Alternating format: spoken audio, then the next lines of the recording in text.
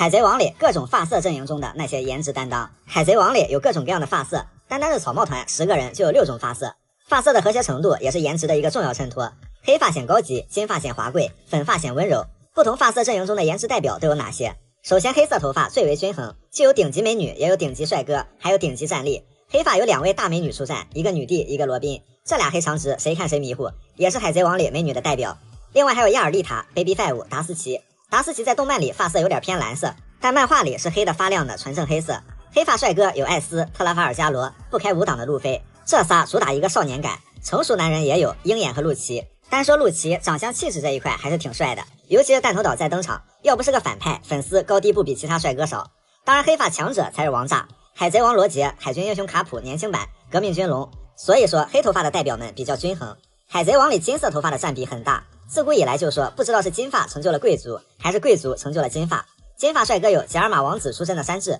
豪门贵族出身的萨博，布鲁乔亚王子卡文迪许，天龙人血统的明哥克拉松两兄弟，空岛神艾尼路。另外年轻版雷利一头亮丽金发，儒雅又不失伶俐。年轻版白胡子也很帅，一头茂密金色长发，这种气场自带一种巅峰气息。金发美女这一块，年轻版司徒西，当然她只限年轻版，因为司徒西老了之后虽然也是金发，但她既是金发美女的上限，同样也是金发美女的下限。呆萌御姐卡利法，金发眼镜渔网袜，像是黑玛利亚、可雅小姐、科尼斯、玛格丽特这些虽然登场不多，不过金色头发还是让他们比较有记忆点的。金发除了用来搭配美女，可爱和金发也是绝配，比如加洛特和那个小人族公主麦雪莉。如果说金色头发盛产贵族美女，那粉头发第一个不同意。粉头发虽然不多，但重在质量精良。吉尔玛公主雷九，给她一次登场的机会，她可以用1集征服你；给她一次展示的机会，她可以做到女帝想做都不敢做的事。白星公主拥有海贼美女里顶级的容貌和 size。幽灵公主佩罗娜，非常稀有的巴洛克风傲娇合法萝莉。德岛公主蕾贝卡，粉发盘辫加剑士设定，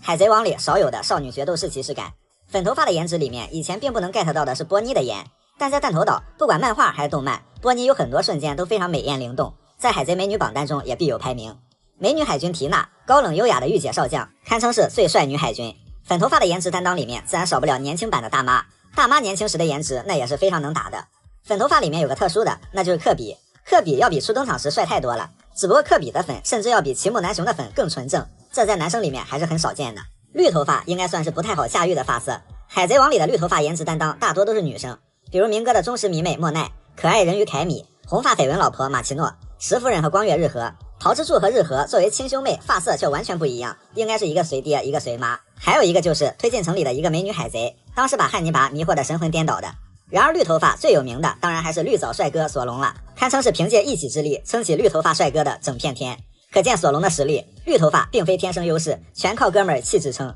永志乍一看也挺帅的，但感觉永志就是山治和索隆的合体，眉毛眼睛是山治的，脸型发色是索隆的。接下来就是海贼王里相对稀有的发色了，橙色头发在海贼王里还是很少见的。橙色头发的颜值担当首先就是娜美了，草帽团背后的船长，比基尼女王，心照不宣的女主。还有二嫂科尔拉，科尔拉小时候是那种棕色头发，女大18变，越变越美的同时，发色也变成了更深的橙色。还有推进城重口味教官小萨蒂，贝加庞克的分身之一，橙色短发紧身衣美女莉莉丝。然后蓝色头发给人一种清冷宁静优雅的感觉，蓝发颜值代表有薇薇，蓝发和高马尾看起来是绝配，毕竟巴基这张搞笑脸上配上蓝色马尾都显得异常之帅。诺奇高是一头蓝色短发，常佩戴一个发箍，显得非常精致靓丽。还有地控姐姐润提，她的发色主体是蓝色，不过有一些粉色的挑染。蓝发代表中有一个比较低调的，就是冰之魔女怀迪贝，白胡子海贼团麾下船长之一，至少30年前就加入白团了，喜欢穿包臀裙和丝袜。顶上战争登场时却一点都没显老，这颜值保质期可以说是海贼美女里面比较长的了。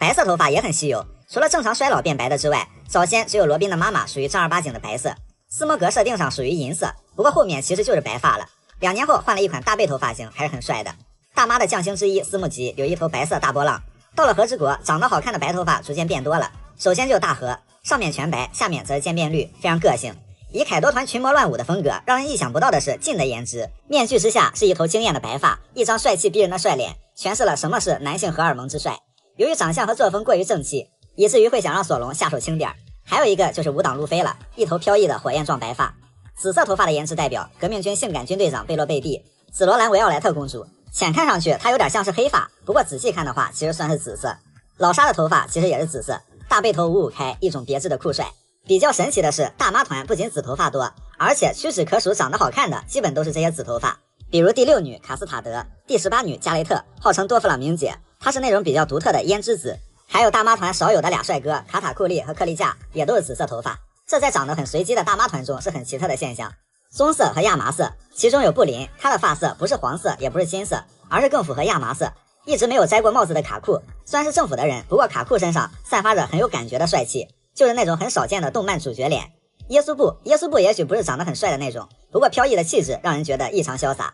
红色头发，没错，红色头发虽然也有一些，但想必最先想到的还是那个男人，其他红头发完全不能与之相提并论。这说明香克斯的帅已经独霸了这一发色，毕竟绰号就直接叫红发，当然还可以加上寇克斯和年轻版加林胜，只不过这3个人是共用一张脸，最大赢家依然是香克斯喽。发色对一个人的气质影响还是很大的，而且具有非常强的先入为主的心理作用。就比如调换索隆和山治的发色后就会极为难受，黄毛索隆戴上眼镜就是多弗朗明哥，而绿毛山治则更像其他2次元里跑错片场的男主，给人的感觉就是这些脸似乎都见过，但就是感觉好像从来都没有看过这个动漫。萝莉的营救计划，相亲相爱的巴洛克社，在阿拉巴斯坦，老沙被路飞一伙直接就打回了解放前，然后连同身边的几个高级干部一同蹲进了海军的拘留所。当然老沙这帮黑社会固然是道上混的人，但是在老沙等人被捕后的日子里，他手下这群人却展示了让人目瞪口呆的团结和情谊。地点来到小花园，当时早已被草帽一伙击败的黄金周、情人节和老五3人一直躲在三哥的一处不动产中。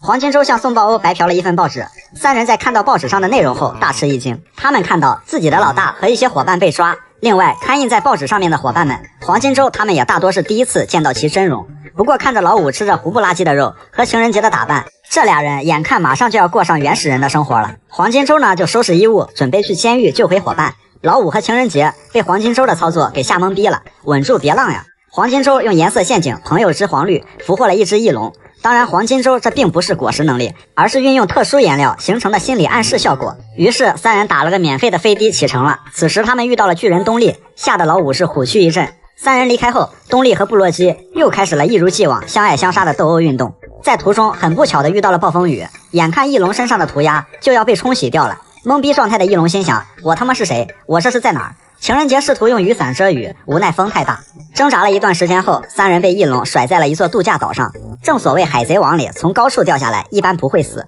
但从楼梯上会。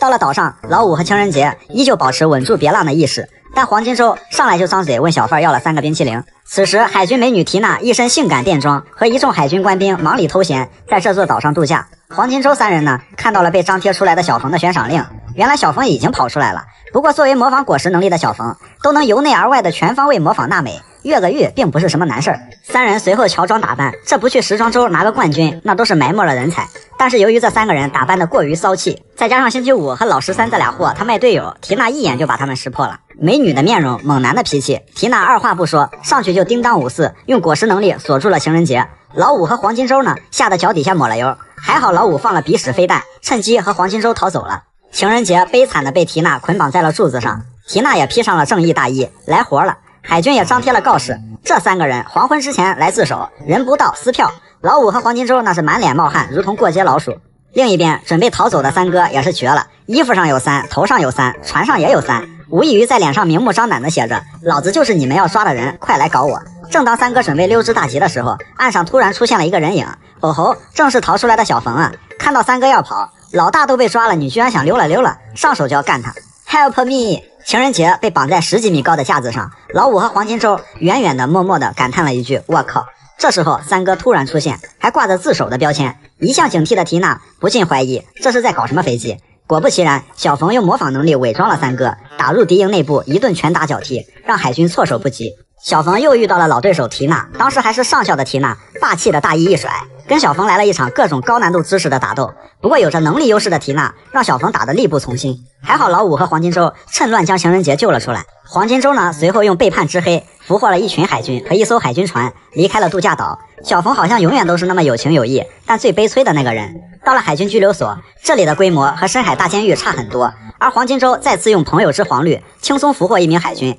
3人装作被抓捕的样子，成功潜入。要说这老沙，他走到哪儿也是老沙。老沙和一哥还有老四3个人，手上靠着海捞石呢，把一帮狱友给揍个半死，换个地方当扛把子。另一边，情人节和黄金周成功来到女子监狱，见到了久违的圣诞节阿姨和第一次见面的双手指姐姐。随后，双手指姐姐撬来了钥匙，巴洛克工作室大家齐聚一堂，黄金周有些懵逼的看着这些素未谋面的大哥哥们。傲娇的老沙看着来营救自己的部下，竟有些无语。说是越狱，其实就是粗暴的把人屋顶直接给掀了。但是傲娇老沙以心情不爽为由拒绝逃走，一哥也选择继续留在老大身边。黄金周等人在离开之前画出梦幻七彩虹，来了次私人定制，可以将每个人变成自己理想中的样子。黄金周不出所料是个画家，圣诞节成了小公举，双手指姐姐是咖啡店女掌柜，情人节是巧克力店老板娘，老五是消防队员，老四是披萨外送员，老四的腊肠犬变成了狗肉战车。另一边就牛批了，一哥成了蒙面超级英雄，而老沙则是猝不及防的直接海贼王。逃出来的众人在一处荒野中找到了一个废弃的房子，开了家咖啡店，每个人都以梦想中的样子和角色生活下去。而小冯和三哥就没这么幸运了，被打成了猪头，送进了拘留所。因为性质极其恶劣，四人被闪转送到了最有排面的监狱推进城。其实也没有待多久啊，也就有了路飞的劫狱事件。四人因此和路飞等人完成了终极大越狱。在小冯的帮助下，其他三人随路飞前往参加顶上战争。三大将的出差日记轻质篇，上期说完了可爱的黄老爷子，这次说一说一本正经搞笑的轻质。说起来轻质这个人很有意思，打着散步的幌子到处睡觉，实际上是打探情报。此后又给大家伙展示了什么叫划水和摸鱼的最高境界。轻质的出差经历简直就是黄猿的 1.0 版本，都是1秒一个小海贼，结果一个也不愿意抓，毕竟一个是模棱两可的正义，一个是懒散的正义。言下之意统称为工资不到位就不干事的正义。当然奥哈拉事件之前的轻质可完全不是这样的，黄猿出差香波地上来就是一顿干，而轻质恰恰相反，以一个熟睡中的美男子的形象亮相。轻质这说巧不巧的遇到了自己偶像卡普的孙子和小姐姐罗宾酱。行了，是走程序呢还是直接演，还赶着睡觉去呢？黄猿抬腿半集，好歹有个雷利过来搭戏，轻质明显是在没有准备的情况下过来偷懒睡觉来了，剧本还没看呢，这怎么演？轻质大喊一声上才艺，就给大家摸个鱼吧，旁边的人帮忙给拍个照，我好回去交差啊。哎，好，3、2、1，茄子。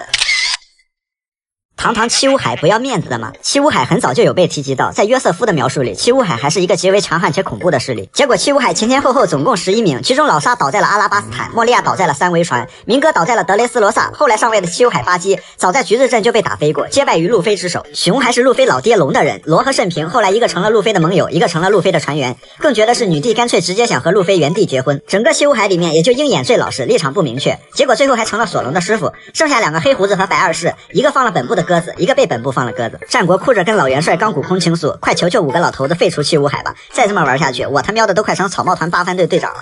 那些年明哥的辛酸创业史，说起多弗朗明哥，众多身份中不仅是明面上的七武海，也是暗地里的 Joker。最重要的，他是个穿着豆豆鞋、紧身裤、披着粉红大衣的二道贩子。但是作为精明的商人，漫漫经商路上的明哥却时常被坑、被抢、被白嫖，足以书写一部明哥的辛酸创业史。首先就是明哥稀里糊涂丢过3颗价值连城的恶魔果实。第一是明码标价50亿贝利的手术果实，等于5000万只乔巴。海军当年扔出来的报价比目前可爱多的赏金还要高，而明哥呢，深知手术果实对自己的重要性，大费周章想要拿到这颗果实。不料成功抢到手术果实的克拉松压根就不是他的人，一把给罗喂嘴里去了。克拉松是海军的人就算了，把罗抓住总行吧。结果明哥被机智的克拉松骗了，说罗已经跑了，克拉松卧底也实锤了，待会儿海军又得撵着自己追了。人财两空的明哥心态高低是崩溃了。除此之外，黄金果实，明哥在这件事情上那是更憋屈。本来黄金果实是堂吉诃德家族在拍卖行中最有排面的东西，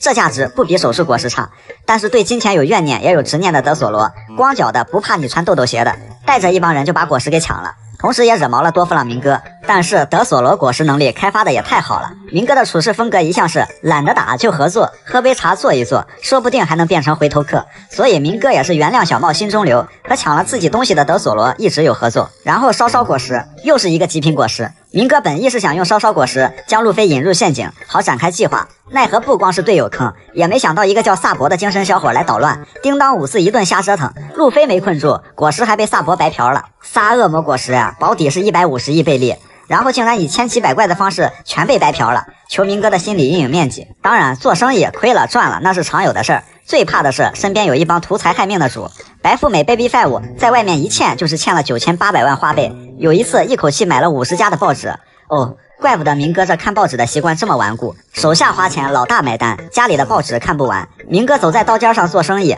回头来还得给 Baby Five 还债，最后还跟人家老蔡跑了。再加上一帮坑逼队友，之前凯撒上头之后一刀误把莫奈的心脏给当成斯摩格的了，刺的那叫一个结实，老铁扎心了。蹲进去之后听到有船靠上来了，明哥心想这么有胆，看来是好兄弟凯多来了，结果杰克老哥这是明哥没救出来，还差点把自己给搭进去。纵观明哥的辛酸血泪史，3恶魔果实打了3个水漂，还溅自己一身水，身边一堆人想谋财害命，外加数不尽的坑逼队友，难，实在是难。战国真的太难了。顶上战争中，战国不仅要指挥对阵最强男人白胡子，还要时刻顾及到自己好兄弟的2个孙子。战国不能不打，但也不能上来就下死手。黄原清志演得太极限，险些要了路飞的命，看得战国心惊胆战。赤犬又太猛，每次都想要路飞的命，看得战国6神无主，只好先挂机。这边刚刚势均力敌，那边大神巴基又开直播，差点把老战国心态给弄崩了。离开楚刑台去干巴基是擅离职守，不管巴基又要挂上玩忽职守的罪名。眼看路飞就要冲上来了，自己的好兄弟直接开闸放水，黑锅又甩给了战国。战国就想这一拳下去，如果中了卡普得疯，如果轻了一堆人说打假拳。好不容易力度适中，可算没得罪卡普，卡普没疯，赤犬先疯了，10几个人拦不住。接着卡普的队友伤害开启，不管别的，战国得先去摁住卡普。这边心理疏导还没来得及做，那边黑胡子又来找事儿，直接把战国给水了。战国说你可算来着了，憋了一肚子火了，这哪受得了，一拳下去，行了，刚才那一记假拳直接实锤了。眼看事态平息，本部占了上风，加把劲把黑胡子干挺，今天就下班了。这时候红发来要面子了，战国心想堂堂一元帅，你一个海贼跟谁要面子呢？眼看这两边又要开始打了，战国被迫营业，宣布停战，面子也不要了。纵观顶上战争，战国被白胡子怼，被巴基气，被老沙秀，在赤犬和卡普中间劝架，黑胡子还在背后捅刀子，旁边的红发还一个劲要面子。2年后的战国满头白发，每一根都是心酸。路飞的公主收割机 buff 在海贼王里，除了有萝莉杀手乌索普之外，还有号称公主收割机的王路飞。当然咱这位不知其美的船长时时刻刻保持着天真孩童般的纯真，公主可以只收不割，但海贼王必须当。不过旁边晚节不保的刘索隆和求贤若渴的香吉士也堪称是小号的公主收割机。索隆之前被佩罗娜折腾的全身炸毛，现在又被小紫给睡了。山治是比较惨，在维奥莱特那儿还没有好多久呢，就一脚给蹬脸上了。好不容易人生巅峰的那一段还被布林给剪了。细细一品，这海贼王里的公主全被3大主力给包了。但是路飞这公主收起来，那是一时收割一时爽，一直收割一直爽。第一个便是阿拉巴斯坦薇薇公主。路飞这伙人毕竟是一帮非主流海贼团，到现在为止，海贼该干的那档子事儿是没干过几次，倒是时常替天行道，解救各地人民于水火之中。所以路飞了解到了薇薇的苦衷，那边老沙就要遭殃了。本来稳如老狗的老沙，成了路飞第一个打败的七武海。冥王啥的是没谱了，好在后面混了个万能555开。老沙躺下后，阿拉巴斯坦国归原主，路飞也是抱得公主归，不仅是收了一个公主迷妹，同样也是收了一个线下伙伴。即便是2年多没见面，薇薇公主依旧是非常想念路飞。另外，路飞堪称是专业的蹦床运动员，要是白星公主不开灯，这妥妥的能蹦1个小时。一脸懵逼的路飞说自己明明什么也没做，明明是做的开门见山，点明了主旨啊。然后胆小星吓得是嗷嗷一顿哭，路飞挡住了范德戴肯扔进来的斧子，才证明了自己不是来图财害命的。图财害命是没有了，那一顿胡吃海喝是把白星给看傻了。之后呢，路飞就带着白星出来玩，从打败霍迪屌丝到向大妈宣战，这一系列保护鱼云岛的操作，成功收了一个大号公主。种族间的恩恩怨怨啥也别说了，都在血里了，我干了，你随意。到了德雷斯罗萨，先是被蕾贝卡一顿饭骗到监狱外，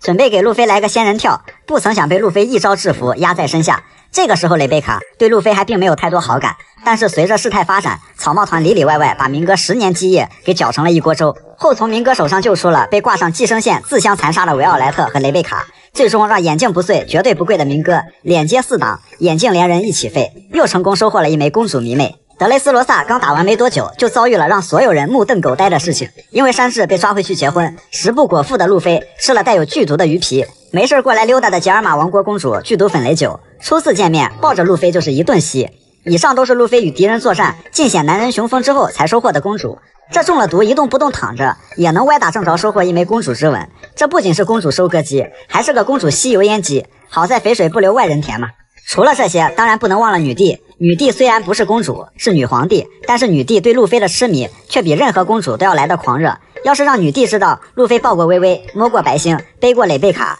还被雷九强吻过，那100米冲刺破世界纪录，一脚炸裂输出都是常规操作。毕竟路飞曾经只是跟佩罗娜搭了几句话，只是船上有娜美罗宾2个女生，女帝就各种吃醋。0.5秒之内，脑海里闪过1000集渣男与痴情女的狗血苦情剧，最后得出一个结论：路飞的确是出轨了。所以，纵观路飞公主收割史，这海贼王还没当上，海王倒是当得明明白白、清清楚楚。三大将的出差日记黄猿篇，实力强悍的大将们出任务抓人时，理应是空手而去，满载而归。但纵观大将们出差时，会发现一个比一个逗逼，一个比一个沙雕。首先是黄猿老爷子出差香波地，一上来就搞破坏，这应该是黄 Sir 的独特开场方式。因为在之后的顶上战争中，拿了本部一血的人并非海贼方，而是身为本部大将的黄猿率先拿了自家的一血，一记战术后仰，直接顶塌了自家一堵墙。黄猿在香波地出差也是一顿操作猛如虎，超新星们一个没抓住，显然不是黄猿不想抓，很明显是战国没把工资给到位。后来遇见草帽团，刚才一脚一个超新星的那操作又没了，显然是眼穿帮了，老黄来扫了。雷利这时候还没来呢，那总得圆过去吧。我踩了，我真的踩了，我马上就要踩下去了哟。倒计时10、9、8、7、20、19，雷利终于来了。得亏这 PPAP 平时没少跳，不然这高抬腿10几分钟还真坚持不下来。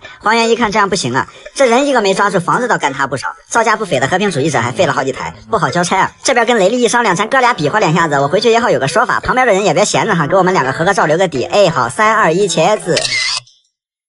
那些年乌索普为伙伴们发明过的东西，提到乌索普当然不止什么萝莉杀手，专治花里胡哨的 bug 终结者，他还是草帽团的哆啦 A 梦。哆啦 A 梦是永远不知道他会从次元兜里掏出来什么宝贝，而乌索普是永远不知道他炮弹里会蹦出来个什么东西，也不知道他兜里会掏出来什么让人抓狂的玩意儿。因此梅利号和万里阳光号上还专门有一个乌索普工厂，乌索普平时就在里面搞一些什么花里胡哨的小发明。首先就是给好姐妹娜美做的天后棒，这个本来其实就是个宴会用的道具，乌索普后来利用空岛贝改进成完全版天后棒。到了2年修炼，娜美又利用小空岛维沙利亚的气象科学又改进成魔法天后棒，让天后棒变得招式繁多，功能齐全。所以乌索普被娜美暴揍一顿的次数要远远少于三大主力，毕竟好闺蜜好姐妹嘛。当然这是在不动娜美小金库的前提下。不仅如此，乌索普还能享受到闺蜜该有的特权。在索乌岛，乌索普运用在波音列岛所习得的一种叫 Pop Green 的特殊植物，加上弗兰奇工业设计方面的协助，组合娜美给的维沙利亚的装置，完成了全新的魔法天后棒，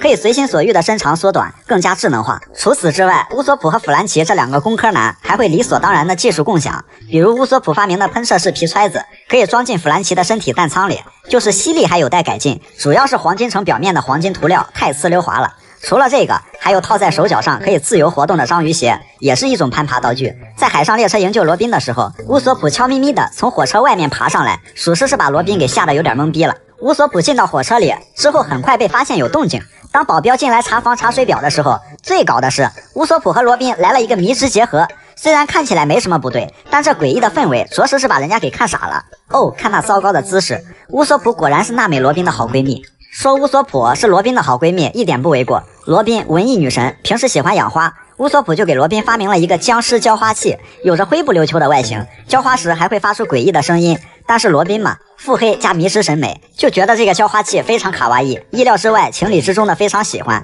乌索普还真是把罗宾的喜好拿捏得死死的。在上空岛之前，为了找上空岛的方法，顺便捡点漏，要潜水下去搜一下沉船，乌索普设计了木桶潜水服。别看是木桶，里边还配有空气供给管和通话器，堪称智能。不知道是不是根据路飞的出海经历获得的什么灵感。在庞克哈萨德、山治、娜美、乔巴、弗兰奇被罗互换了身体，乌索普特地为4个人做了可以戴在头上的小头像，有助于辨别。有必要说一下，弗兰奇的乔巴让罗宾都受不了了。起了杀心的罗宾一脸嫌弃，恨不得立刻把乔巴给炖了。穿得越粉，站得越稳，多弗朗明哥。夜深人静，突然让我想起了一个还在吃牢饭、看报纸、喜欢咧嘴笑的人——海贼哲学家、海贼时装周多年冠军，混迹于地下世界的毛茸茸中间商、电话虫批发大户，不抽华子呛嗓子，但没事总溜达的多弗朗明哥。豆豆鞋、紧身裤、粉红大貂身上扣，一个能把这身行头穿到极致的人，一个能把织毛衣的果实玩到升华的男人。要说赤犬身边演员多，明哥第一个不服。最开始的6个老同事说起来也是相当排面，闹了半天，女帝、顺平、鹰眼、熊多少跟路飞一家沾亲带故，老沙莫利亚被路飞给锤趴了，一个金盆洗手，一个转行狗仔。明哥这下明白了，我不倒那就是不给蒙奇弟面子啊！前有罗西南迪，后有罗，成功让明哥发际线变得脆弱许多。从小看到大的 Baby Five 还被人挖了墙角，着实把明哥给气笑了。明哥虽然贵为堂吉诃德一族，且是天龙人，不过明哥他爸这天突然玩了一个极限的人生漂移，本想从贵族赛道直接进入平民赛道，不料撞墙了。经历了被打骂羞辱的明哥，终于爆发了压抑许久的愤怒，伴随着霸王色霸气，一个重崇尚力量至上、胜者为王的反社会的社会小伙由此诞生。在看着像常年被重感冒缠身、天天挂着2斤鼻涕的托雷波尔等人的极度宠溺下，最终明哥彻底黑化了。这帮人带坏小孩子那是一套一套的。明哥被人欺负了，托雷波尔等人直接一枪一个，让他们洗洗睡了。对明哥有威胁的，就连人带房子一起干掉。明哥走路摔倒了，直接就炸掉一个城镇，这是什么骚操作？天上的星星不亮就可以问候吴老星全家，似乎也合情合理。后来明哥谋取了西五海之位，地下黑市生意也是风生水起，而且还是一条龙产业链，人口、武器、人造恶魔果实，从头到脚都给你安排的明明白白的，可谓是海贼界的淘宝。这服务别说可爱多，拼多多也得给5星好评啊！明哥一直贯彻猥琐发育别浪的原则，能在地下世界混得风生水起的明哥，坚决不做那种动不动就把船靠上去的人。在遇到星质的时候，表面镇定，实则内心慌的一批，对视许久，双手插兜，踏着节奏，安全距离再回头。正所谓怂也要怂得有排面，虽然是穿得越粉，站得越稳，但只要贺中将一刀，恐吓综合症发作，未见其人，撒腿先跑。尽管明哥各方面已经做得很好了，但还是逃不过被路飞锤的命运。对线线果实的极致开发，比如一碗扣在德雷斯罗萨的沙县拉面，教路飞什么是最新潮的网上冲浪，耍了一手好针线活。眼镜不碎，明哥不贵，奈何脸接4档，眼镜连人一起废。之后明哥进了局子，虽然天龙人派人要杀明哥灭口，但他依旧保持爱好，乐呵呵的看报纸，提前步入养老生活。升级如同开挂的科比，要说路飞有最强光环，巴基有最强霸王色运气，两人合体便是飞机组合。那科比就是同时拥有飞机组合的2种增益 buff， 海军王我当定了。科比的起点似乎比路飞还悲催，路飞最起码是出海一条船，开局一个桶，科比是开局在钓鱼，然后上错了船，稀里糊涂被亚尔丽塔抓去做了传销。想想同样上错了船的索隆，直接一刀把这帮人堵在了新世界。科比当年只是个胆小怕事的家伙，但是之后人生仿佛开了挂，一路闪电带火花。到了世界会议前，科比以一只大黑耗子窜入水中，徒手抓鱼雷的形象出现，保护了王族们的船只。而在此前的洛基港事件，就是罗给本部送土特产换七武海那事儿。科比因为在洛基港保护了平民，而被称为海军新英雄，在这里也赢得了居鲁士和雷贝卡的好感。就在雷贝卡上去感谢科比的时候，这可是撩妹的大好时机。终于科比也鼓足了勇气，激动地说道：ルフィさん、いや、麦わらのルフィさ。果然钢铁直男这一块也深受路飞影响，那时候的科比已经是大佐了，而现在的科比已经升到了少将兼机密特殊部队队员，也就是德雷克的小弟。2年多的时间，从杂役到少将连升10几级，这光环这运气也是没谁了。关键是科比比路飞还小1岁，不过看科比的师傅是谁就不难理解了。当年他和贝鲁梅伯联手殴打了一个手无寸，手上全是铁的老头，这老头嘛，说实话很不经打，他也就是能跟海上霸主洛克斯、金狮子史基、海贼王罗杰这些人打打，所以霸主洛克斯只图一乐，真霸主还得看蒙卡老哥。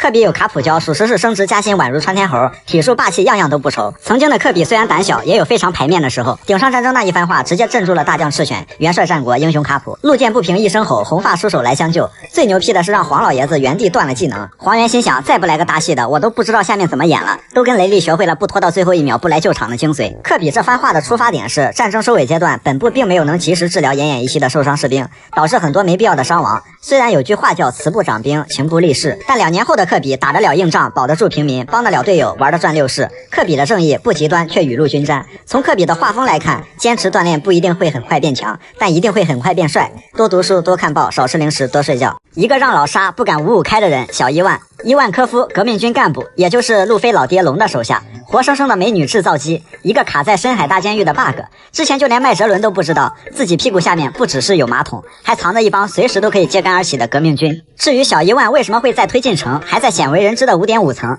而且在之前龙却没有一点想去救的意思，很大的可能就是小伊万一帮人是有目的性的蹲进去的，是革命军安插在世界政府3大要地之一推进城里的骑兵。毕竟革命军的内应出现在世界政府的机构里，也不止小伊万一人。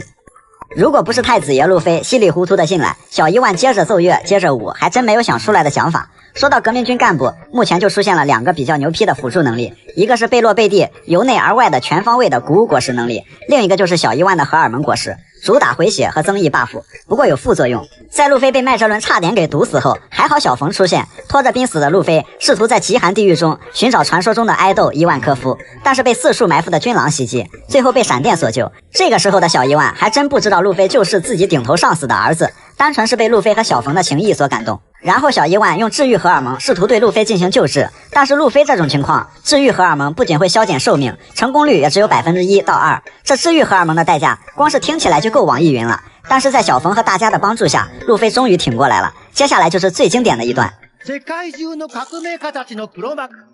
私の同胞、革命家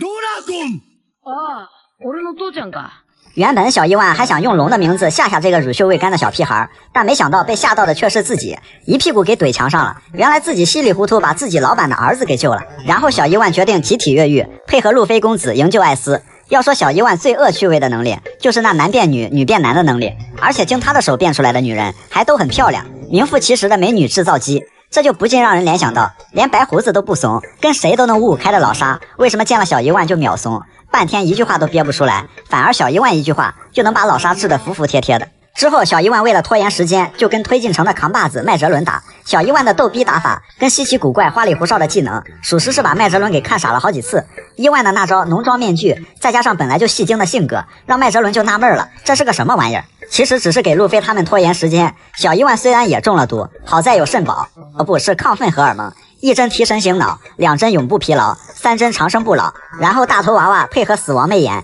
简直就是穿天猴般的逃跑神技，从下面直接顶上来。接着搭载着这帮人，在千钧一发之际再次发动这招，逃离了推进城和麦哲伦的魔爪，落在了顺平摇来的鲸鲨小弟们的背上，成功脱险。在顶上战争中，这招大头娃娃也是把白胡子和黄猿直接就看懵逼了。本来老黄就是最快的果实，最长的蓄力，最后还因此断了技能。小伊万可以说是顶上战争中唯一一个敢拿脸硬接赤犬拳头的人，结果脸上没流血，没破皮，没毁容，这浓妆面具的防御力也是绝了。战争结束，回到马卡巴卡王国的伊万见到了山治，为了得知路飞的情况，两人吵得嗷嗷叫。一个是革命军干部，不能随便泄露情报，一个是颜控，不愿意承认悬赏令照片，两人就软磨硬泡，最后山治被小伊万气到吐血。2年的修炼也给山治留下了刻骨铭心的回忆。总之，小伊万不仅是路飞的救命恩人，也是推翻天龙人至关重要的人物，更是老沙敢怒不敢惹的主。金发御姐天然呆卡利法，这个习惯推眼镜、翻脸比翻书还快的卧底秘书，御姐气质中带点天然呆，成熟稳重中有点小暴躁。在路飞等人第一次见到冰山市长时，因为出言不逊被卡利法一顿暴踢。乍一看这个小秘书简直是极品啊，尽职尽责，懂得维护老板的尊。所以不要激怒他，他狠起来连自己的老板都踢。冰山估计也是最悲催的老板，在 CP9 亮出身份后，才知道原来跟了自己5年的秘书，居然是个从小就开始被培养的老演员。自古深情留不住，唯有套路得人心。原来这些人就是来调古代兵器冥王设计图的。冰山直接瞳孔地震，心态崩溃。赤犬和秦九直呼这招我熟啊，一桌年夜饭对影成3人。卡利法作为 CP9 里唯一的女性，除了精通6式之外，拥有的泡泡果实能力属实也是正能量满满，简直就是能无限搓泡泡的人体泡泡机，而且是现吃现用。正所谓卡利法有3宝：眼镜、黑丝、吹泡泡。卡利法在 CP9 里刀力值630，除了斯潘达姆这个战五渣的长官，还有就是被陆琪喷是半吊子的内罗。卡利法的刀力值算不上高，但他的对手却正是山治。对山治来说，战斗力高低无所谓，只要是卡利法这样的，一律算最为凶狠的对手。屡战屡败不说，山治还可以随时原地喷射起飞。在这种情况面前，山治这不是第一次，也不是最后一次吃亏了。要说以山治的实力，明明可以轻松打败卡利法，奈何血可流，蛋可碎，骑士精神不能跪。突然就听到什么东西猛然碎掉的声音，卡利法轻松击倒山治，还用果实能力把山治变成了滑溜溜形态。之前说过哪哪都滑的亚尔丽塔，那这就是不用买沐浴露的卡利法，而且还能让别人变得哪哪都滑，给人来一套小秘书秘制按摩手法，这就跟全身瘫痪了差不多啊！这个地方有必要叫下保安。虽然卡利法看起来是很认真的在打架，但那天然蠢萌的脑回路还是暴露无遗，一本正经的把嗑了药的乔巴认成了娜美，这下可把身后的娜美给整懵逼了。事后还为自己认错人的骚操作找借口，心里好像在说，我堂堂一成熟稳重的御姐不要面子的吗？泡沫大师那一招听上去看起来好像是什么挺厉害的招式，结果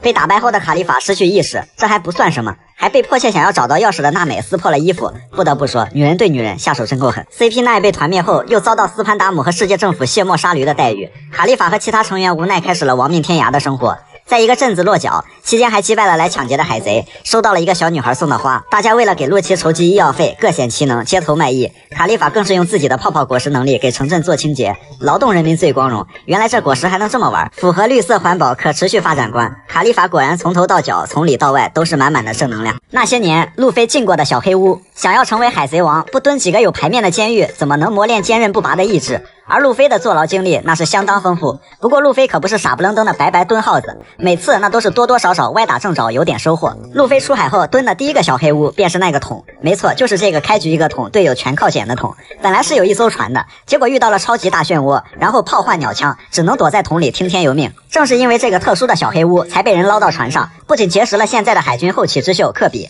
在科比的帮助下，从而还去拐到了第一个伙伴索隆。这波小黑屋蹲的一点都不亏。之后在橘子镇，路飞邀请娜美上船，那不是谁都像索隆那么好坑。娜美说只要答应我一个条件就考虑一下，然后拥有见钱色霸气的娜美就把路飞给耍了，绑起来送给了当时还是街溜子的巴基，并落入了巴基的袖珍监牢中。疯疯癫癫的巴基也证明了什么叫运气好到爆，被自己的巴基蛋给爆飞了。巴基蛋炸巴基，艺术就是爆炸。关在笼子里的路飞，最后被负伤的索隆连人带笼子一起给硬生生的扛走了。而这次蹲耗子的经历，不仅认识了红发的损友，未来直播王兼运气王大神巴基，还让娜美第一次见识到了海贼也有情谊，这波也不亏。进入伟大航路后，到了阿拉巴斯坦，路飞一伙人闯入雨燕，路飞一帮人就在前面无脑跑，斯摩格就在后面无脑追，然后一起无脑的落入了陷阱里，困在由海楼石打造的 VIP 牢房里，任人宰割，又一次进了监狱。还好山治前来救场，强迫三哥做出了蜡烛钥匙打开牢房，草帽捞尸二人组火速上线，索隆还顺带把斯摩格给捞上来了。斯摩格为了还这个人情，决定放走了路飞一伙，路飞才能甩开这块从罗格镇就一路粘过来的牛皮糖，全心全意怼老沙。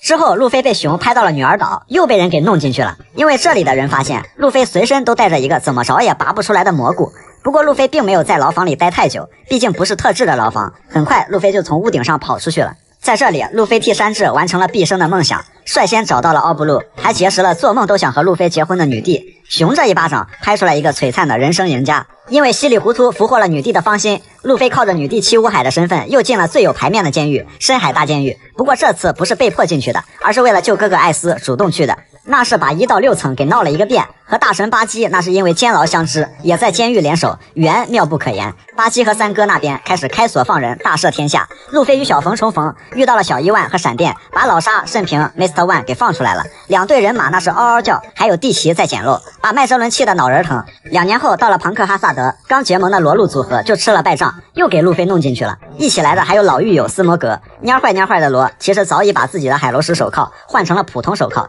因此也救了其他人。同处一室能让人感情加深，到现在为止，路飞和罗还整天腻歪在一起。这一次的阶下囚体验，也让斯摩格重新看清了草帽一伙。到了德雷斯罗萨，鸟笼这个特殊的监狱更高级也更智能化，整个岛的人都是狱友。而路飞这回蹲耗子更是赚得盆满钵满，遇到了萨博，干部战完胜，收了一大群小弟，组建了草帽大船团，挤进了5亿赏金俱乐部，人生到达新高度。除了鸟笼这种智能化监狱，在蛋糕岛，路飞还蹲过奇葩的书本监狱，在里面还差点把手臂给扯断了。不过就在10万火急的关头，慎平救场，一拳秒杀欧佩拉，用火烧毁了书本监狱，救出了路飞娜美。当然，以上路飞蹲进去的原因，要么是被骗，要么是轻敌大意，要么是事出有因，没有一次是正儿八经进去的。直到遇到可爱多，那是一棍雷霆嘎巴，硬生生凭实力把路飞给抡进去的，体验了凯多借网瘾中心的高端服务。路飞进去一看，哟，这不是新世界再会的基德老哥吗？怎么，再会王你这网瘾也不小啊？嗨，好汉不提当年瘾，省点力气搬砖吧。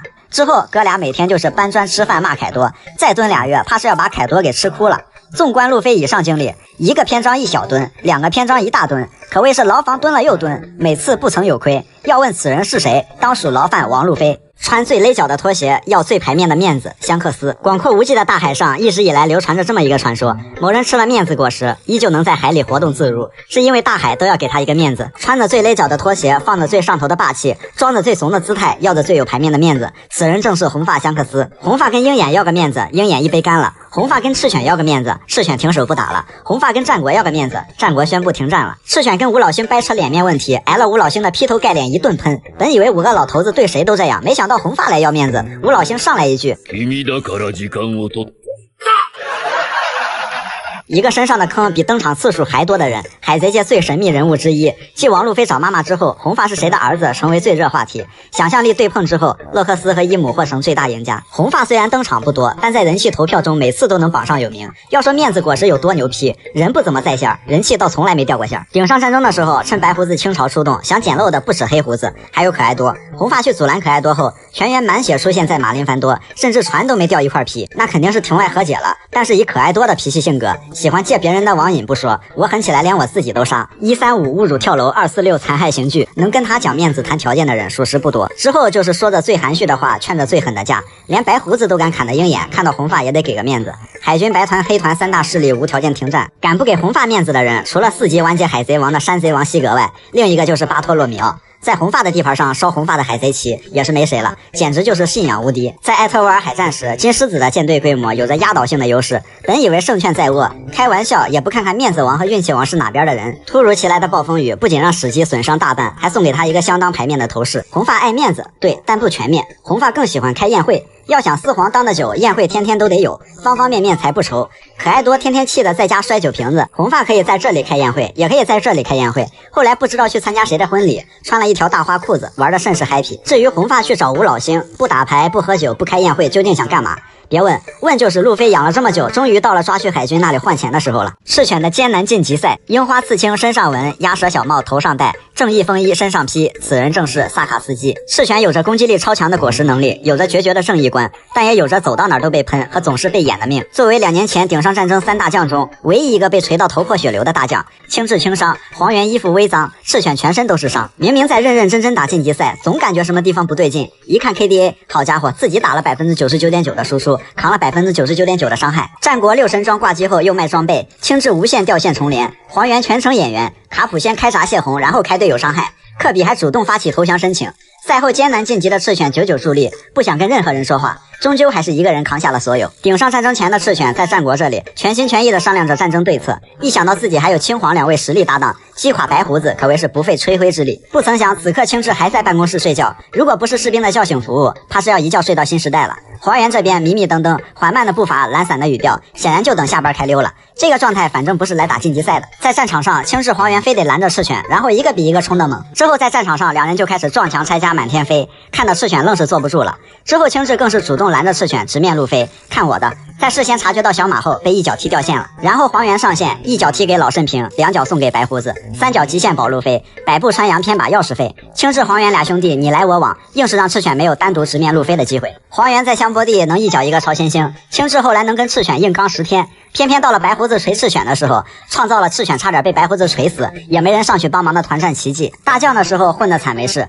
元帅总有牌面了吧？那海贼王里越升职混得越没面子的人，那属实也得是赤犬。还没当元帅的时候，先是跟青雉闹掰了，这一升到元帅，早已得罪了卡普不说，在吴老星面前讲脸面的赤犬被劈头盖脸一顿喷。之后战国还一边放羊一边嘲讽元帅不好当吧，上司管不了，下属总能管管吧。不曾想后来又被新晋大将童虎怒怼，老黄天天在面前剪指甲，好可怕，好可怕，剪指甲，下属管不了，威慑一下隔壁部门的人总行吧。结果陆琪直接让赤犬闭嘴，这么看来还不如2年前呢，这元帅比大将当的还憋屈。哎呦，我怎么感觉把赤犬说的这么可怜呢？工资到位，4皇踢废，工资加奖金，明天无老星。黄猿波鲁萨利诺作为海军本部资深大将，司空见惯的放水和精湛演技，不得不让人感叹老黄是很有灵性的大将。就那8尺苗不苗边看工资玉，还有那一听路飞来了就蒙奇弟黄猿请求出战的态度，就总让人陷入一个想相信他是卧底但又不愿意相信的思想沼泽中。而且老黄是大将中操作最起伏不定的那个，所以就有了老黄认不认真和工资到不到位挂钩的梗，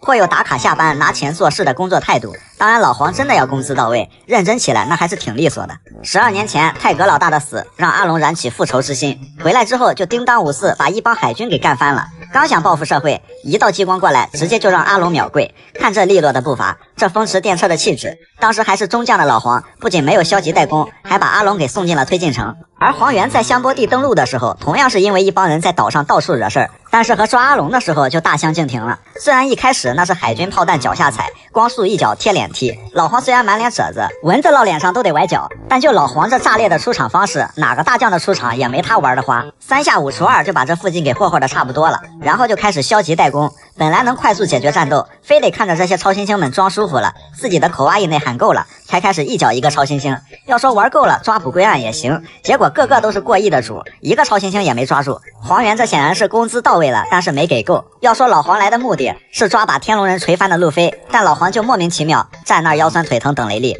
老黄和熊这俩人，这越看越是像来探亲的，有能力抓大海贼，最后却抓了500个小海贼带回去充公。老黄这波操作真是让战国笑晕在厕所，气笑的。黄猿是模棱两可的正义，不仅他的正义是模糊的，他这正义的来历也是够模糊。后来证实，老黄其实最开始自己都不知道自己是哪种正义，通过观察赤犬和青雉，最后终于找到了属于自己模棱两可的正义。原来老黄是名副其实的黄猿观察，而且细分下来可谓是工资季正义、蒙奇弟的正义和大水若鱼的正义。黄猿工资到位，奖金翻倍的唯一一次，当属是打自己的老师泽法。在再加上黄猿和泽法不和，那是黄猿难得正经的一次，可真是把自己的老师往死里打。虽然中间有路飞消耗了一波，但黄猿依旧是全程一副微脏。要么说黄猿是工资到位，四皇踢废，工资加奖金，明天无老星呢。这一次天从云剑不用来划水了，8尺描边玉也不描边了，顶级剑文色用对地方了。顶上战争那么大一潜艇，老黄就能让其在地毯式轰炸中一发未中。打泽法那是直接把泽法打成了筛子。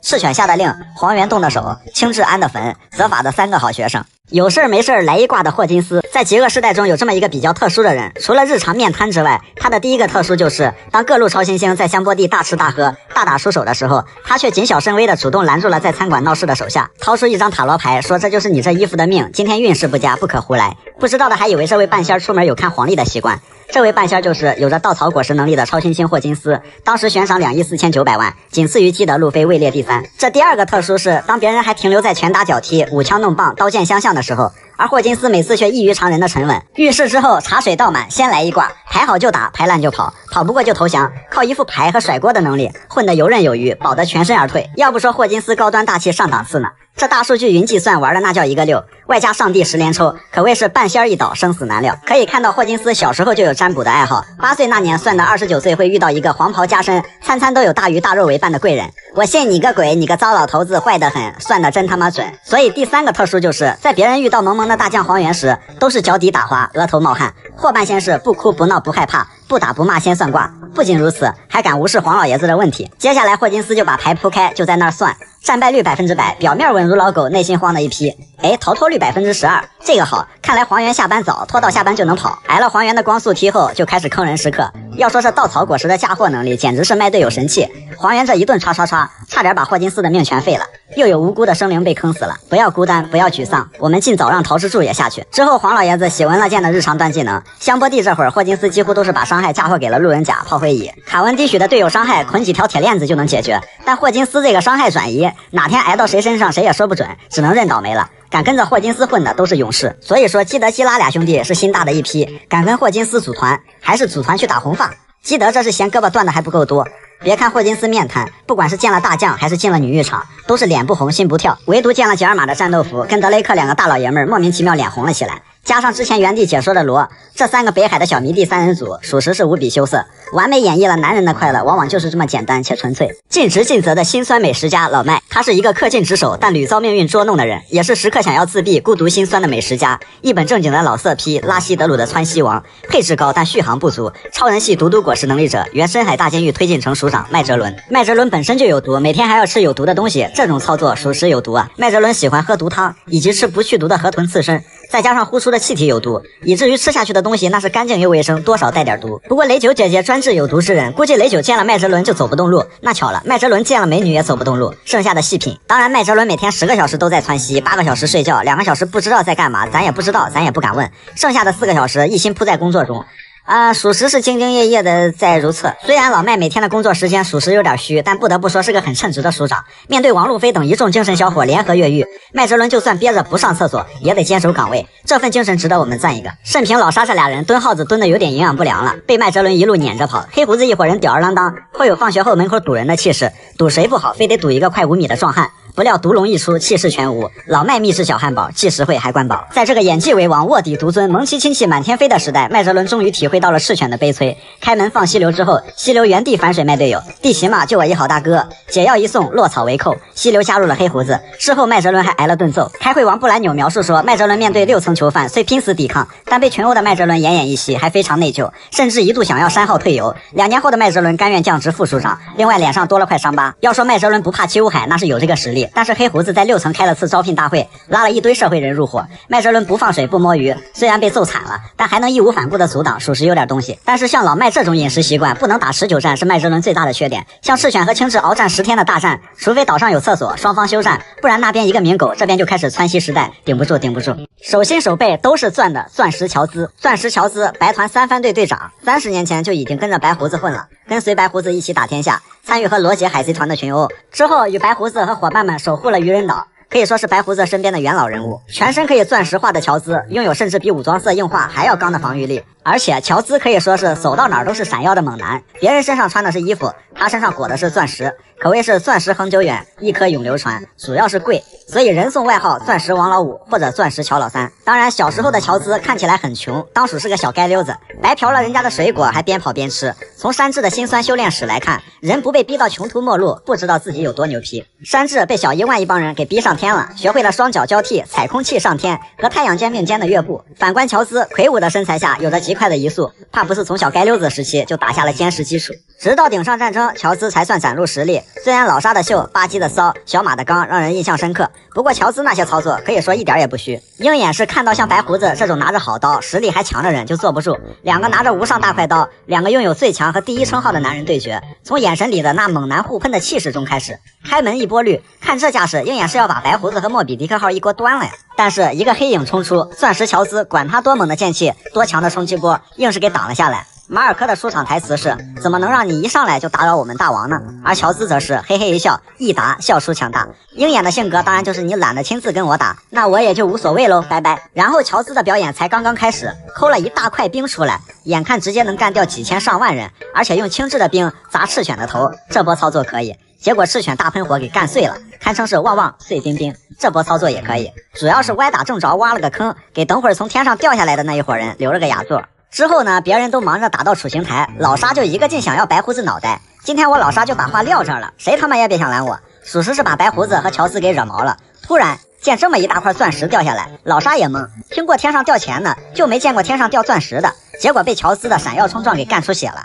而且乔斯一撞必见血，之后又怼了在白胡子面前满嘴秀 English 的青雉，本来青雉就能跟老黄一样，一场大战下来只是衣服微脏，这下好了 SGG 又把青雉给怼出血来了，送入轻内伤行列。后面因为白胡子伤病复发，马尔科、乔斯接连走神，乔斯被青雉抓住把柄，给冻成了冰疙瘩，重重摔在地上。这里可以看到乔斯的胳膊裂开脱位了。关于乔斯的断臂，漫画和动漫做的简直让人脑仁疼。连载版的漫画是有手臂，到了单行本就没了，而动漫则是一直有手臂，还是货真价实的手，不是钻石手，就让人看得挺迷惑的。因为不管是漫画还是动漫，都有偶尔会失误的时候，所以海贼王里的手臂偶尔会莫名其妙长出来。红发在见到长大后的艾斯的时候，断臂都得给个面子，又长出来了。哎，巧了，乔斯这胳膊时有时无的时候，红发又在场，所以半开玩笑的说，要说红发的面子能到什么程度，尾田都得给个面，谁要是敢在他面前秀胳膊或者秀发色，分分钟把人胳膊堵在新世界。颜值即正义，出海即巅峰，卡文迪许。有一个人出场就自带布灵布灵的真光环，他能帅到什么程度？连悬赏令都能当写真一样被偷光，没有对比就没有伤害。山治悬赏令要是也能这样，估计做梦都能笑醒。而且他身上有一种特殊的霸王色霸气，往那一站，瞬间放倒了一堆小姑娘。他就是白马卡文迪许，这画风也就巴托和女帝眼里的路飞能与之相提并论了。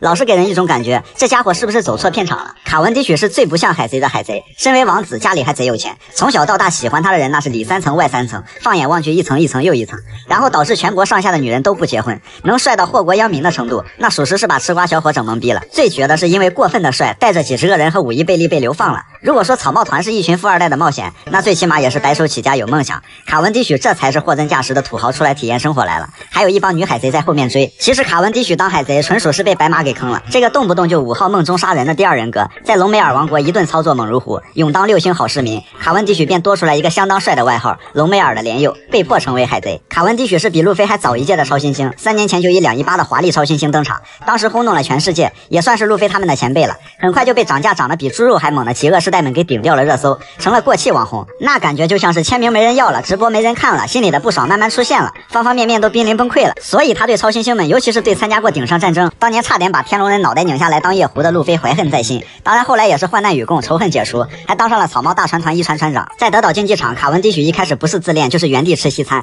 这仪式感倒是把天天吃口香糖的巴托给看傻了。巴托还想白嫖一块肉，结果被叉子劝退。真正让卡文迪许证明自己不是绣花枕头，那还是白马觉醒那会儿，一次性清空竞技场，甚至连微操都没看清楚，台上就只剩用见闻色躲过屠杀的蕾贝卡了。后来又秒杀了德林杰。最搞的是后面保护罗，那个公主抱着实是让罗心态崩溃了，越是挣扎，卡文迪许还抱得越稳当。罗的性格那是众所周知，气得罗宁愿从楼上摔下去也得跑，把自己的外套给罗宾也是相当暖男。一旁的罗此刻简直像是吃了炖榴莲一样。德岛结束，卡文迪许的团灭大招被巴托的顶级见闻色预见到了，被巴托捆成了粽子，可见黄绿 CP 自带默契，成功避免了一场灾难。创业狠人黑胡子，要说海贼王里最像海贼的人，那一定是一心一意做海贼，见到四皇不后退，没事开个招聘会，次次豪赌都赌对的黑胡子。路飞虽然也是海贼，但除了人字拖草帽都是限定皮肤外，从头到尾换了10几套衣服，身上就没有多出来一件值钱的东西。黑胡子从创业初期一件看着不咋干净的白衬衫，到后来巴拿罗岛裤裆里塞珠宝，再到进推进城的时候，珠宝链子、小手串、满手戒指能穿一串，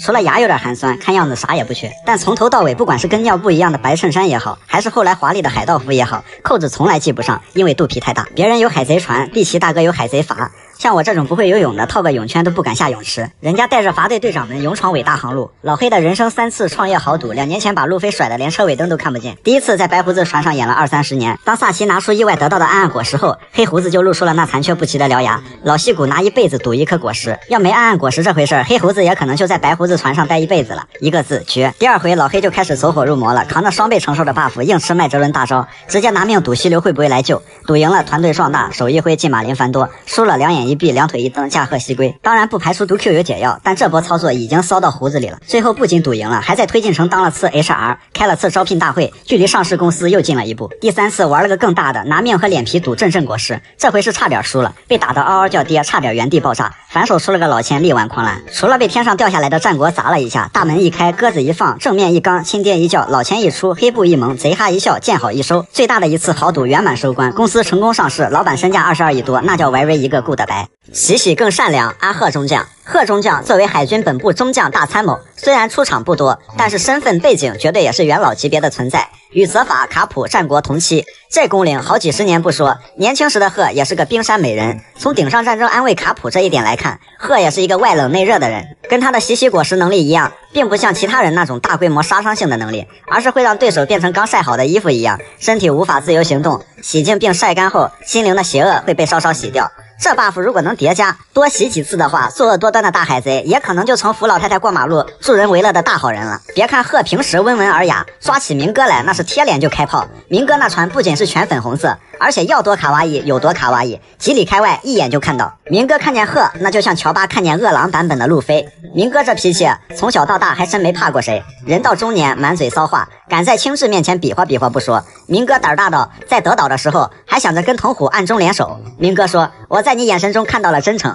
童虎说，俺也一样。那你俩这说话本来就不在一个频道上，要说拿手比划比划，童虎那也看不见。然后上头之后的明哥就敢一脚照着童虎的头踢，但年轻气盛时候的明哥唯独见了贺，恐吓综合症发作，脚底抹油，全身炸毛，撒腿就跑。因此明哥也是相当苦恼。理论上明哥的线线果实是能被贺的洗洗果实压制的死死的。当然了，明哥也害怕自己被洗白。最帅反派是他的人设，黑白两道通吃，地下世界中间人，德雷斯罗萨最大概溜子，乐在其中啊。贺还非要在屁股后面追着洗白他。明哥表示自己就喜欢做坏蛋，不想扶老太太过马路，所以明哥是个聪明人，见到天敌知道跑。明哥落败后过来捞他的杰克老哥，显然是没睡醒。不仅明哥也得敬3分的贺中将在，还有战国和藤虎。那杰克老哥可是吃了靠船果实的靠船人，可不管这个那个，一艘船就敢冲海军的阵。藤虎、战国、贺就纳闷了，是我们这军衔不够显眼，还是我们这脸不够出名？这里给了一个明哥笑了笑的细节，也不知道明哥是因为有人来捞他开心的笑了，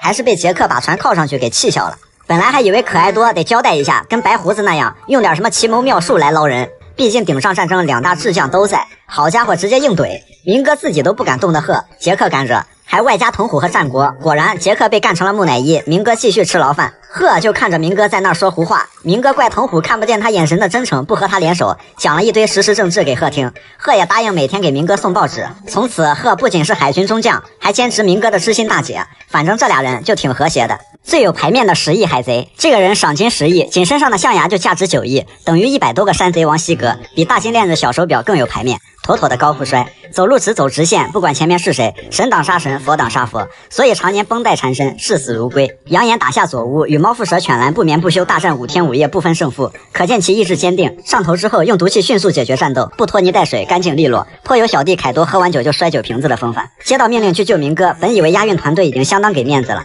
但在杰克眼里就是小场面，啥大将还番茄酱呢，把船靠上去尝尝大酱是啥味儿的。要不是赶着去左屋做个全身按摩，就这3个精神老伙，杰克大哥分分钟接管海军本部。步。来到左屋，看到按摩师挂的象牙比自己的有排面，上来就要砸场子。店主作为补偿，赠送店主招牌按摩手法一套，那叫一个舒服。然后静静的躺在水里泡了个澡，属实排面。所以说杰克有3宝：象牙、结船、凉水澡。一顿操作一顿骚，没事就爱过2招。常在江湖飘，哪能不挨刀？要不是小弟凯多来劝架，9天丸、无极白凤丸来了也没用。对于杰克来说，这个世界上就没有一卷绷带解决不了的问题。如果有，那就下水再泡个澡。22岁的小萝莉砂糖。说起海贼王里2个合法萝莉，一个佩罗娜，一个砂糖。在装扮上，2人都跟小皇冠和小熊死磕上了。砂糖是头顶布灵布灵小皇冠，小熊披肩身上穿。那巧了，2年前的佩罗娜也是有一顶小皇冠，身边有只库马西。这俩人匹配的属实有点严丝合缝，是不是萝莉都喜欢这些造型？咱也不知道，咱也不敢问。这个酷似王者荣耀里蔡文姬的小萝莉，10年前娇小可爱，看模样长大一定是个大美女。10年过去了，明哥发际线后移了 ，Baby Five 长大了，罗都当上七武海了，砂糖还是那么小一只。原因是他吃了一个不仅能永葆萝莉的童趣果实，吃了这个果实，每年不仅可以肆无忌惮的过儿童节，还能收红包。除了这些福利外，这个封号小萝莉的能力简直就是 bug， 可以随心所欲封别人的账号，还能清空账号数据，把一个活生生的人变成空号。即便是神装号，只要摸一下变成玩具，等于原地蒸发。暴发户瓦布尔请求打开麦克风交流，请求组建沙瓦迪卡组合。不得不说，明哥敢把砂糖放在身边，也是艺高人胆大。这万一哪天把小萝莉惹不高兴了，原地反水摸一下明哥，你说这款玩偶是不是挺可爱的？即便砂糖有这么 bug 的果实能力，无奈遇到了乌索普。俗话说，每个成功的乌索普身后都有2个伟大的萝莉。如果说佩罗娜只是奠定了乌索普萝莉杀手的称号，那砂糖就是直接成就了乌索普大神。原本乌索普一伙暗杀砂糖计划失败，砂糖本想以其人之道还治其人之身，却没想到聪明反被聪明误，把乌索普拉出一张旷世表情包。与砂糖极限1换1后，砂糖 buff 消失，乌索普小队逆风翻盘，第一次将砂糖送入停尸房。虽然后面砂糖苏醒，企图把路飞和罗变成玩具，这也是砂糖比较无解的地方。谁也不会平白无故对一个孩子产生敌意，尤其是路飞看见吃的还走不动道，罗也没有太多警惕，毕竟他是看见熊就走不动道。就在濒临绝境之时，在大神的光环之下，乌索普觉醒见闻色，远程发射了1枚表情包炮弹，再次将砂糖送入停尸房。看吧，一家人就要整整齐齐。因此砂糖从此对长条状的东西有了心理阴影。乌索普下手太狠了，毁了小萝莉的终身幸福。运气消耗未半而中道被吞，巴卡拉。说到海贼王里跟运气形影不离的人，除了巴基和乌索普，还有一个当属是黄金城的美女巴卡拉。这位是真真正正实实在在吃了幸运果实的人，那是摸谁谁倒霉，碰谁谁流泪，把别人的运气收为己用，还能让别人倒8辈子血霉。突然想起当年佩罗娜凭几个消极幽灵就把草帽团团灭的故事，而巴卡拉也只是摸了一下路飞，不仅让胜券在握的路飞秒成穷光蛋，还要还3亿2的债，从此告别高富帅。而且平白无故又是拉肚子又是踩香蕉皮，完全丧失了斗志。所以说运气这东西果然也算实力的一部分。紧接着山治也中招，果然又是被女人给坑了。曾经给山治点过烟的人，那结局都不太好。结果没了运气的山治被自己的烟给烧了不说，又踩了万能的香蕉皮，气得索隆不光头发绿，脸都绿了。巴卡拉运气好到打人都不用刀枪棍棒，全凭扔硬币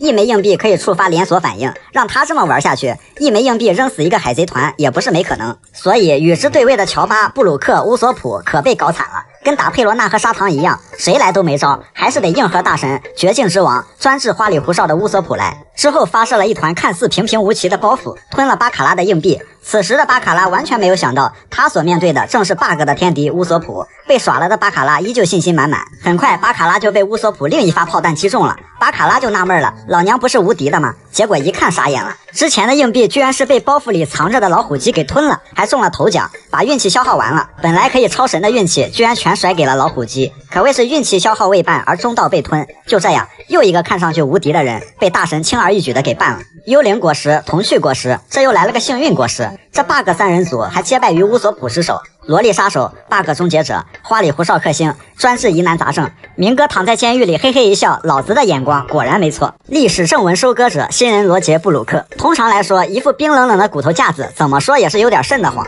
正如布鲁克刚登场的时候，诡异的氛围差点把胆小3人组吓尿。然而事实却是，布鲁克是一个货真价实的骷髅逗逼，实力方面忽强忽弱。正所谓远古账号段位不详，遇强则强，舍命一击睡4皇，人送外号灵魂之王。尤其是对着娜美来了一句标志性的灵魂发问，而这个问题也是布鲁克恒古不变的口头禅。之后问过罗宾，问过夏奇，问过雷九，问过斯木吉，还问过贫困王国中的一个少女，还不止一次。最逆天的是还问过4皇大妈，属实是给大妈吓懵逼了。当然还不止这些，基本是逢女必问。别看布鲁克平时有吼有吼的，他还会时不时展示一下奇葩的小技能，比如说作为黄泉果实能力者，居然可以在水上跑。据他的解释，是因为只有骨头，所以身轻如燕，2年之后可以灵魂出窍，这个技能就更牛批了，可以悄无声息的穿墙刺探情报，甚至能瞎猫撞死耗子，找到历史正文，可谓是历史正文收割者，非常实用。2年前布鲁克就有喝牛奶疗伤的习惯，跟索隆受了伤就睡大觉疗伤的做法如出一辙。2年前布鲁克加入草帽团的时间点比较靠后，但依旧不影响他爆出新人罗杰这句话，而且还如此风轻云淡，和慎平一起造就了新人罗杰布鲁克区区四皇老慎平的典故。没过多久，超新星们就在香波地浪得飞起，引来了前来探亲的黄猿和熊，两人也是演技到位。黄猿和雷利打太极，熊就负责把草帽一伙给挨个拍飞。路飞等人被拍飞的地方，多少都是对修行有点用的地方，唯独布鲁克被拍到了号称贫困王国的哈拉海坦尼亚，可以说穷的只剩内裤了，而且掉在人家举行仪式的法阵当中，稀里糊涂被当作撒旦，还如愿以偿的欣赏了在场所有人的胖子。作为一名音乐家，别人2年都在修行，只有布鲁克在开演唱会，而且还成了海贼世界的网红，世界巡演那是开得飞起，在民间的影响力怕是要比路飞都高。2年后的布鲁克不仅有了新的丧魂之剑，大家面前骷髅笑话讲不停，在罗面前打嗝放屁样样行，看得罗是心态高低有些微微崩溃。2年后的布鲁克在愚人岛击败虚惊鱼人，德雷斯罗萨击败乔拉，但最牛批的还是蛋糕岛一战。佩德洛调虎离山之后，布鲁克潜入宝物间撬历史正文，